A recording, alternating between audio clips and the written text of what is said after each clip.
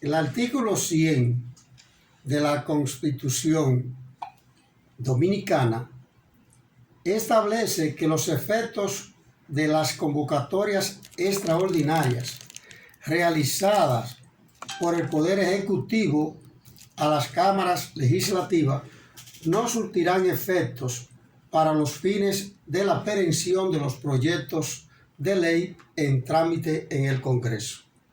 Entonces, aquí se presenta una situación. Hay algunos proyectos que el presidente entiende que deben ser aprobados y a esos fines convocó una asamblea extraordinaria, pero ya veremos a ver qué pasa si no entra en contradicción con el artículo 100 de la Constitución. Planteaba un senador que esos proyectos de ley que estaban en el Congreso, que no se aprobaron al concluir la legislatura, pues que habían perimido y que debían ser reintroducidos de nuevo. Ya veremos qué sucede en los próximos días. Dicen los legisladores o algunos legisladores opositores que el único interés del gobernante actual es extender la legislatura para garantizar la aprobación de préstamos pendientes y el tema de los fideicomisos políticos con pocos controles administrativos. Eso dice la oposición. Con relación a la aprobación de leyes importantes para el país, ha sido una queja constante de muchos sectores de la sociedad que los gobernantes y los legisladores siempre están enfocados en aprobar préstamos o leyes, en algunos casos, de interés exclusivo del Ejecutivo. Pero la ciudadanía está a la espera de que se aprueben leyes importantes como el Código Civil, el Código Penal, y hay reglamentos importantes de aplicación que el Ejecutivo y los legisladores no han mostrado ningún interés en aprobarlo, como es el seguro de desempleo, el reglamento para la regulación salarial del Estado, contemplado en la ley 105-13, el salario del sector público debe ser regulado, pero no se ha puesto en aplicación por falta de un reglamento. Y para eso los legisladores no tienen tiempo, porque no le conviene. También es importante las modificaciones de la ley 1519 sobre el régimen electoral. Estamos a la esquina del inicio de una contienda electoral y todavía la ley 1519 está pendiente de un conjunto de modificaciones que deben ser aprobadas. Lo mismo pasa con la ley 3318 sobre los partidos políticos y agrupaciones. También la modificación de la ley 87-01 sobre la seguridad social. La AFP y la ARS ha sido la estafa más grande que se ha perpetrado en el país, en la República Dominicana, en todos los tiempos. Y cada día hay más conflictos, más contradicciones, violaciones de los derechos de los cotizantes, tanto por parte de la AFP como de la ARS, y las autoridades no están enfocadas en eso. Las autoridades están enfocadas en aprobar préstamos. Además de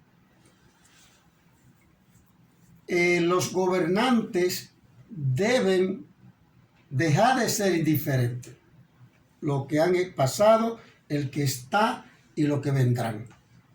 Y la verdad debe decirse, aunque le duela a quien le duela.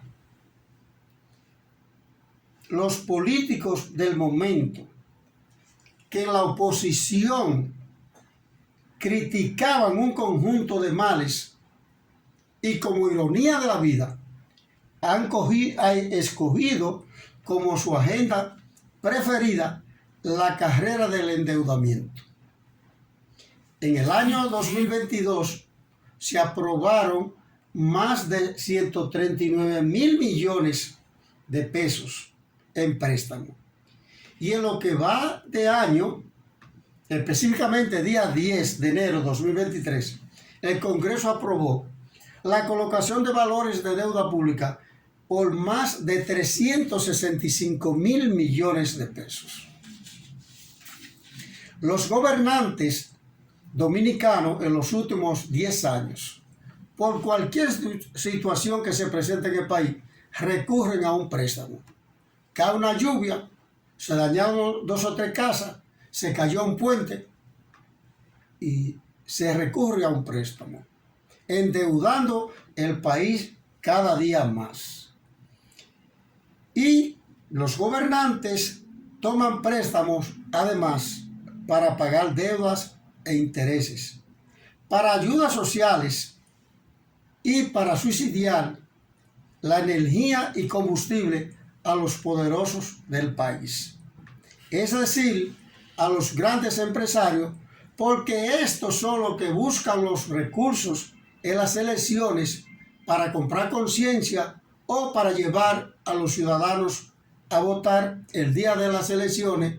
Y ha sido una práctica que han seguido copiando los gobernantes que han ido sucediendo, porque desde el 96 se construyó en el país un monstruo de barro y se empezó a dar dádivas como una forma de agenciarse un caudal de votos en las elecciones.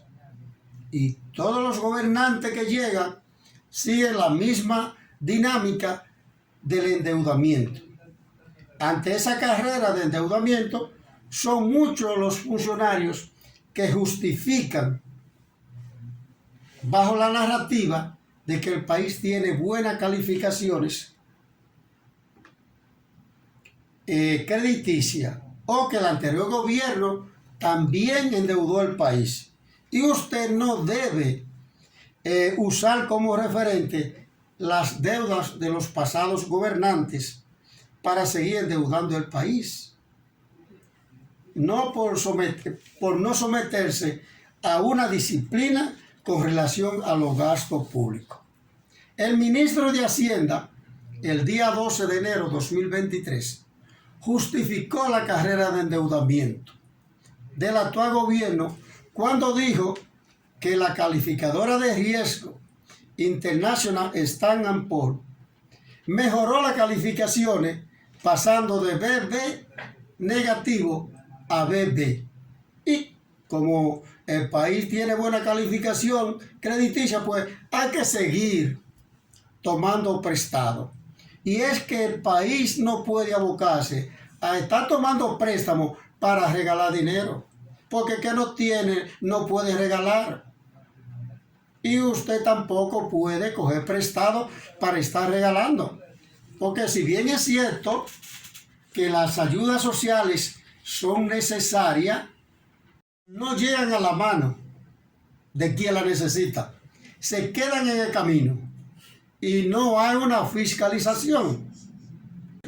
Es una mala inversión las ayudas sociales porque no llegan a las manos necesitadas y no son fiscalizadas adecuadamente. Porque si fueran fiscalizadas adecuadamente, no se distribuyeran de esa manera. Pero darle 100 bonos a una institución benéfica para que le distribuya a quien ellos entiendan que deben dárselo. Pero tampoco el gobierno que desde el 96 aquí se le está dando subsidio de combustible a los grandes empresarios y subsidio de energía eléctrica y no cotan esa mala práctica, porque es una mala práctica. Endeudar el país para mantener contentos a los empresarios, para que le busquen recursos en las elecciones, para llevar a votar a los ciudadanos. Para seguir justificando las deudas del país, el ministro de Hacienda dijo que a la llegada al gobierno, o sea, de esta administración, la deuda del país era de 39.000 millones de dólares y que actualmente la deuda oscila en 52.000 millones, que en 2 años se han tomado 13.000 millones de dólares y parece que eso es poco. No se está construyendo un país para las nuevas generaciones. Es una desgracia lo que se le está dejando a las nuevas generaciones. No se puede comparar la deuda actual con la del gobierno anterior, porque eso no es una excusa. Porque el gobierno pasado vendiera el país y lo requete vendiera y endeudara el país, no significa que el gobierno que le sucede, este o el que venga, tiene que seguir endeudando el país de manera innecesaria. Los gobernantes deben ser disciplinados en los gastos públicos y dejar atrás las malas prácticas. Debe dar informaciones en qué se invierten los recursos. El gobierno está construyendo el metro, el monorriel y el teleférico. Y la base central, la estación central será donde está alojado el edificio de la Junta Central Electoral, que es un edificio que lo construyó el gobierno con una inversión grandiosa. Pues vimos en la prensa que la Junta Central Electoral se va a trasladar a las colinas. Pero ¿qué sucede? Que entonces ese edificio, porque el monorriel y el teleférico lo va a administrar el sector privado.